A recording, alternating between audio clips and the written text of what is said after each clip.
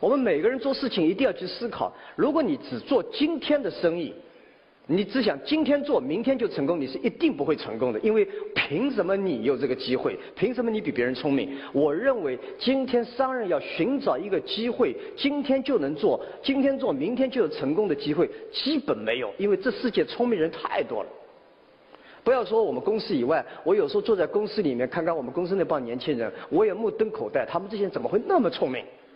啊，比聪明你已经没机会了，比勤奋我估计更没机会。你只能是比未来，就是我认为10年以后中国和社会会出这样的事情，我必须去做这样的事情。然后你坚持10年到15年，不要怕犯错误。我觉得你这个远见确定好以后，第二要找一批优秀的团队，优秀的人一起去干。因为你不懂技术，你要找到最好懂技术的人，并且学会怎么跟他合作，而不是他跟你合作。你不懂商务，不懂财务，你必须找到最懂财务的人，你怎么去配合他工作？啊，这么去倒过来看，这件事情就有点机会。所以我们一直以来，阿里跟别人巨大的差异是在于我们对未来的坚持。我们相信10年以后、20年以后，这个世界是一定会走。所以我很早以前跟大家探讨什么是战略。战略就是你知道这样搞下去，将来一定会到那儿，所以你在那儿先挖个坑等着那儿，人家一定会跑到那个坑面前来。我开过玩笑。亲爱的听众朋友，你好！人人创业的时代，大家都在利用互联网赚钱，而你是否还没有方向，或者说没有人教，没有人带，不知如何开始？今天你很幸运听到这段录音，我呢是互联网创业的导师，已经帮助了很多普通网民，在2、3个月就实现了月收入过万，1年多时间实现了月收入10几万。如果你有梦想，不安于现状，或者一直都在寻找方向，可以咨询我的 QQ262-782-5936，262-782-5936，或者微信153-0946-115-3-0946-115-3-0946-115-271，教你一部手机住家创业，无需东奔西跑，没有任何开支。稍后我们再见。其实你只要对未来有个执着。第二个，你有优秀的团队；第三，你不怕犯错误，在错误中不断的学习，把它变成营养。我相信钱自然会来。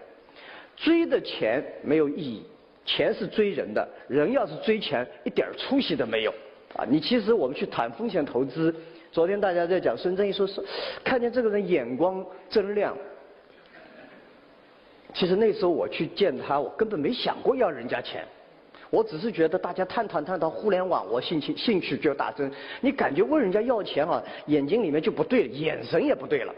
所以你有的时候跟人家做投资的时候，你要去要风险投资，你的自信来自于你知道自己要做什么，而不是你知道我是来要钱的。你去要钱，你基本上矮了一截了。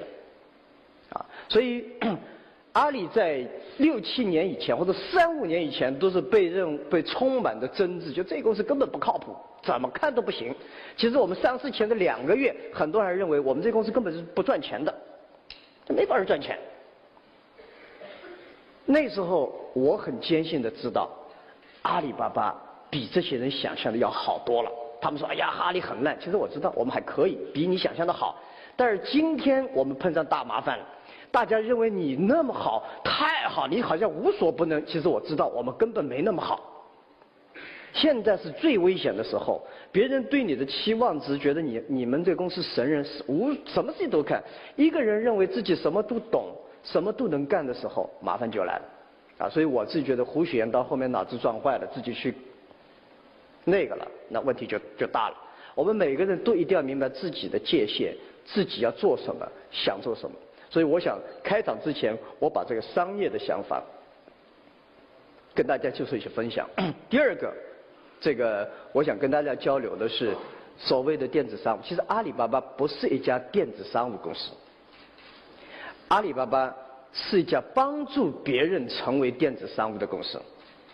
阿里巴巴的生意模式，全世界很少看到。啊，全世界说你这个，人家有个亚马逊，人家有个eBay，那就是放弃自己的利益，让别人先成功。